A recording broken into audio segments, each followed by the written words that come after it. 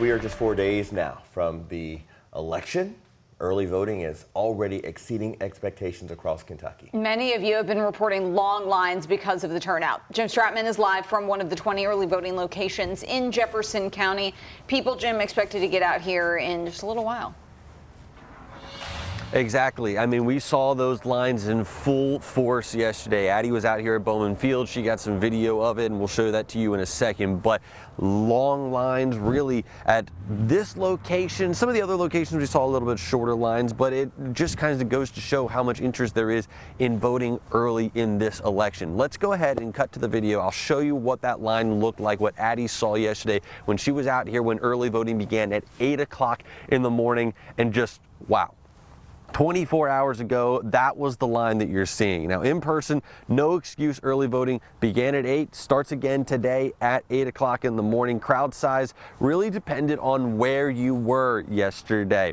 Plus, there was also a couple of constitutional amendments on the ballot, which we've talked to some poll workers, and they've told us they think that that might be slowing some people down, leading to some longer wait times. So that means you should really kind of look at maybe coming out a little bit earlier, study the ballot before you get out here, because on election day, if lines get a little bit longer, poll workers could start enforcing a 4-minute rule, which means you'd have that amount of time to cast your ballot. Secretary of State Michael Adams says that a great way to get around that potential complication is just to find a location and come out a few days beforehand.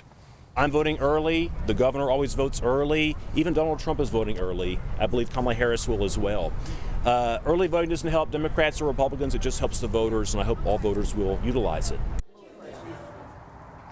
Now, I mentioned that the wait times kind of depended on where you were throughout Jefferson County. There are 20 different polling locations that you can go to. Those include the Goodwill Opportunity Center, a campus on Broadway, the Jeffersonian out on Taylorsville, and the Arterburn out on 10 Pin Lane. Polling locations will open again from 8 a.m. to 6 p.m. today and tomorrow. Full list of locations here in Jefferson County and Southern Indiana in our voter guide. WHAS11.com is where you can find that. You can also look up where to vote in other parts of Kentucky. Now, we have seen a lot of engagement already. We're starting to get some numbers back from the in-person excused absentee ballots, in-person voting.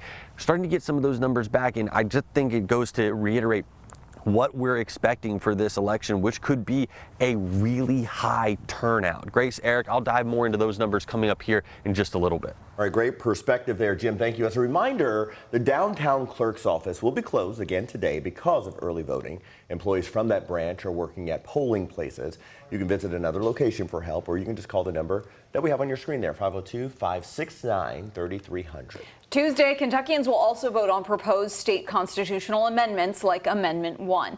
On that issue, voters can decide if they want to add this line to Kentucky's Constitution. It states, "No person who is not a citizen of the United States shall be allowed to vote in this state." A yes puts the language in, while a no vote keeps it out.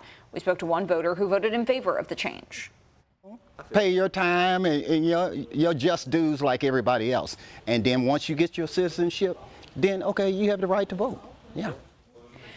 Another early voter our team talked to went with no, though. She believes the language should be more clear. Because I didn't really know what I was going to get myself into. Kentucky's Constitution already implies citizenship is required to vote. The amendment would just solidify the law. And remember to join us on election night for the first results on WHAS 11 News. Should start rolling in just after 6 p.m. Then starting at 7, we're going to be with you as the results from around the country start rolling in. You can catch that streaming on WHAS 11 Plus and on our YouTube channel. We got a lot planned for you.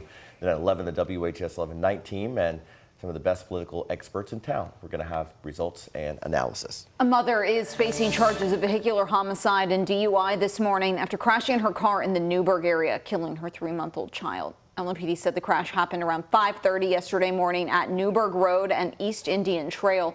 Police said Lily Pena rear-ended another car, causing hers to catch fire. The child was rescued from the burning vehicle and transported to Norton Children's, where they later died. The mother, Pena, is expected to be in court at 9 a.m. The jury in the federal retrial of former Metro Police Detective Brett Hankison has not yet reached the verdict after its second day of deliberation. The jury consists of 6 men and 6 women. And yesterday, members asked the judge a major question. Jurors asked the judge, Do we need to know whether Breonna Taylor was a living victim when Brett Hankison fired? Well, we know, according to the judge's instruction, to convict, jurors must find Hankison deprived a living victim of a constitutional right. Now, that question comes a day after a stunning closing argument from defense attorneys who said Breonna Taylor's civil rights died with her, saying Hankison fired his shots after former detective Miles Cosgrove had already fatally shot her in the apartment. As you'd imagine, Breonna Taylor's family found that argument quite frustrating.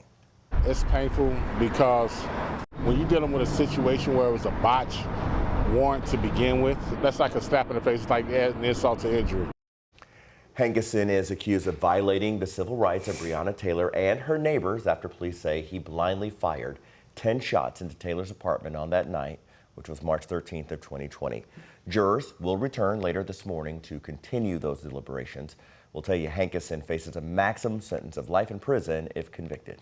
A man is dead after a mysterious crash on the Watterson Expressway in eastern Jefferson County. That crash happened around 4:30 yesterday afternoon. Police say a car was traveling on the Watterson near Breckenridge Lane when it lost control, flipped, and hit two other cars.